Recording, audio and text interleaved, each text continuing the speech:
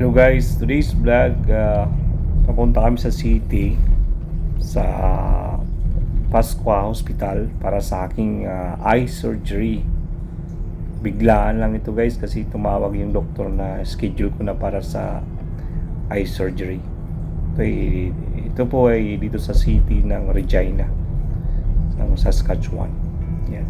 Medyo malapit na po kami rito. Kaya ito, medyo kinakabahan na rin. Matagal-tagal ko itong hinintay, mga almost 2 years.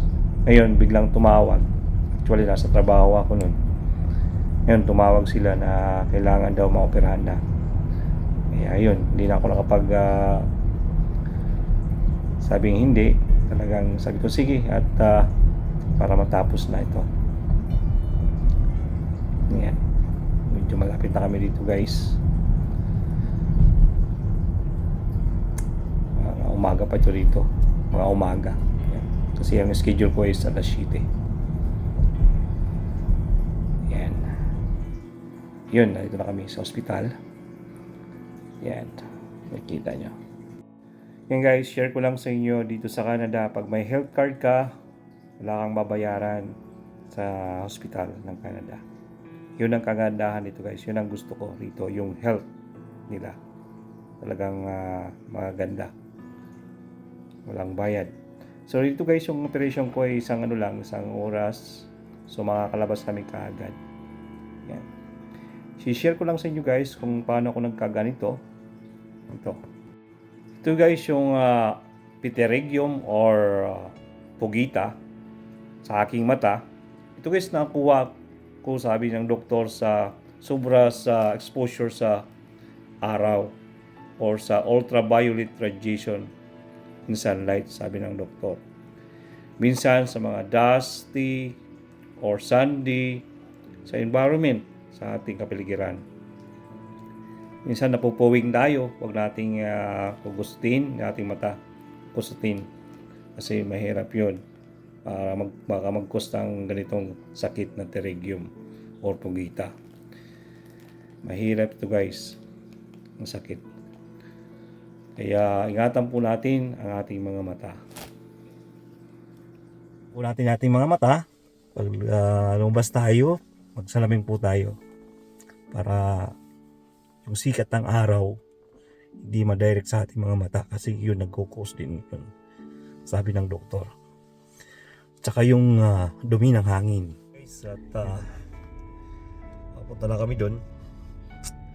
At bawal kasi yung doon camera, kaya hindi na ako makapag-vlog punta doon. So yan, excited na ako pero kinakabahan ako na sana maging successful yung surgery ng mata ko. Sana pag-pray nyo guys, sana madali lang. So ito, it takes sa mga, sabi ng doktor kasi mga 30 minutes to 1 hour yung pag surgery ng aking mata. So yan, good luck para sa akin. Yan. Sige guys, punta na ako dun.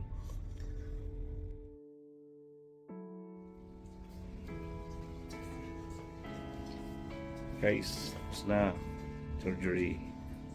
Uwi na kami.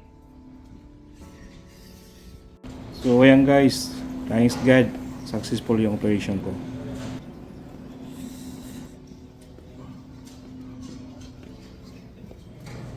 So ayan guys, pauwi na kami.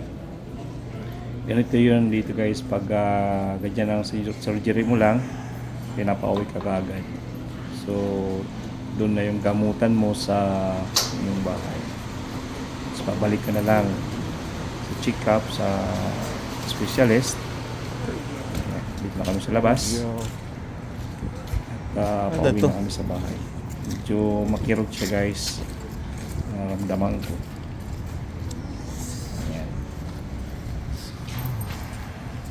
Kaya babalik na ako dito sa check-up. Bibigyan naman sila ng resita sa sa gamot. Ayan. Hindi na. Ano na? Wala po. Ayan. Kasama ko pala yung anak ko. Siya magdadrive sa akin. Ayan. Kasi hindi ako makapag-drive. Bawal kasi mag-drive pag ganyan, isang mata lang. Hapdi. Nararamdaman ko guys, medyo mahapdi siya. Kumikirot din. Kaya ganun talaga. Siguro mga after 1 week, medyo mabawas-bawasan ito. Ayan guys, pauwi na kami sa bahay. Saan papahiya na ako doon. Ayan. Thanks sa doktor pala. Yung anak ko yan. Yan magdadrive.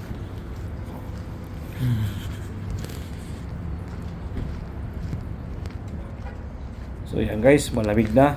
Nalamig ako. So mga isang oras at kalahating drive pa to. Pupunta sa bahay. Sir Jericho. Nakikita nyo yun. Pulang-pula pa yung ano niya, mata. Kaya yan, tinanggal ko na kasi yung ano, yung bandage ko. Para makita sa inyo.